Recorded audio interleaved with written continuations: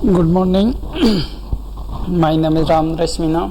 I am an assistant professor of physics in government PG college Gangapur city. आज मैं आपको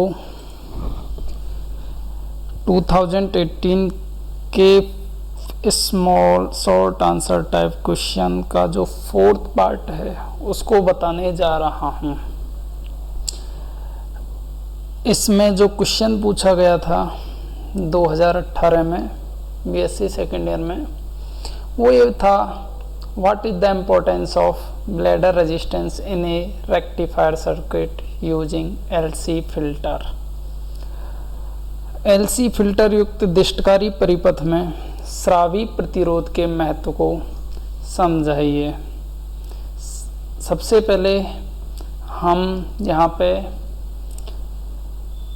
फिल्टरों को समझेंगे, एलसी फिल्टर को समझेंगे, उसमें जो स्रावी प्रतिरोध है उसके बारे में समझेंगे।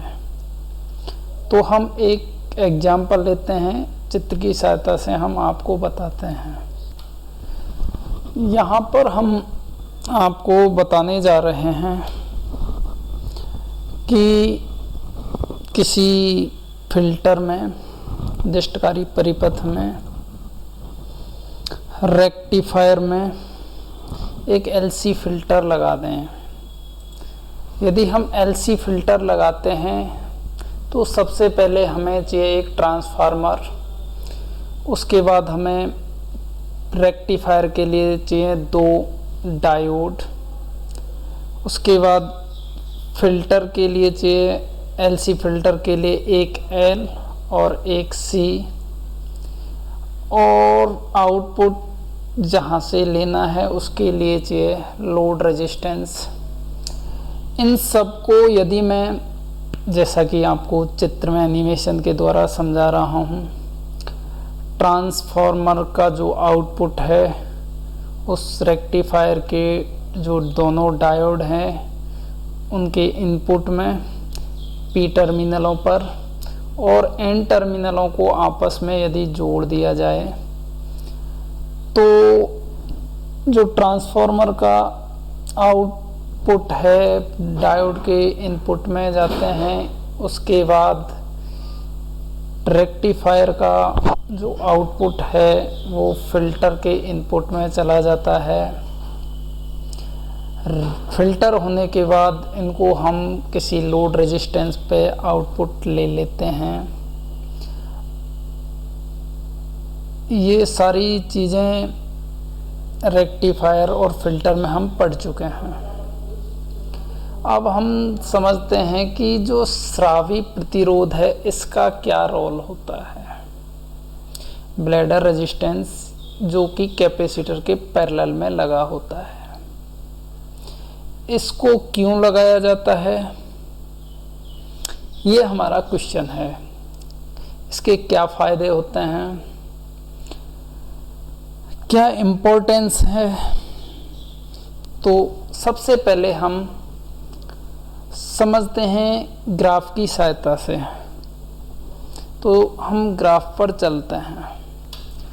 ये हमारा ग्राफ आता है एलसी फिल्टर में।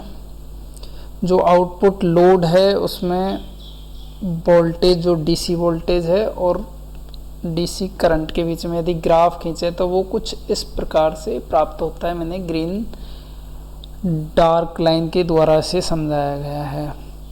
एक क्रिटिकल वैल्यू पर, जो न्यूनतम वैल्यू है क्रिटिकल वैल्यू पर, जिसे हम आई के रूप में प्रदर्शित कर रहे हैं, इससे कम यदि आईडीसी का मान हो जाए तो ईडीसी का मान बढ़कर ई मैक्सिमम तक जा सकता है।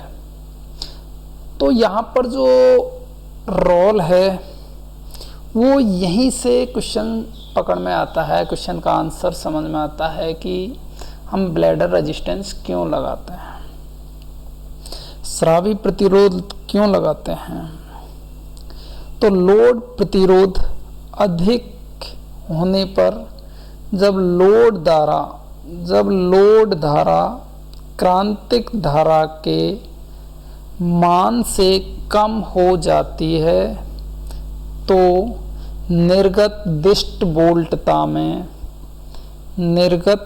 वोल्टता में वृद्धि होने लगती है। दिष्ट वोल्टता में यह परिवर्तन, इस परिवर्तन को रोकने के लिए लोड प्रतिरोध के समांतर क्रम में एक उपर्युक्त प्रतिरोध लगा दिया जाता है, जिससे RL अधिक होने पर लगभग I के धारा प्रवाहित होती है। इस प्रकार परिणामी लोड धारा I के से कम नहीं हो पाती, I के से कम नहीं हो पाती और दिष्ट वोल्टता नियत बनी रहती है।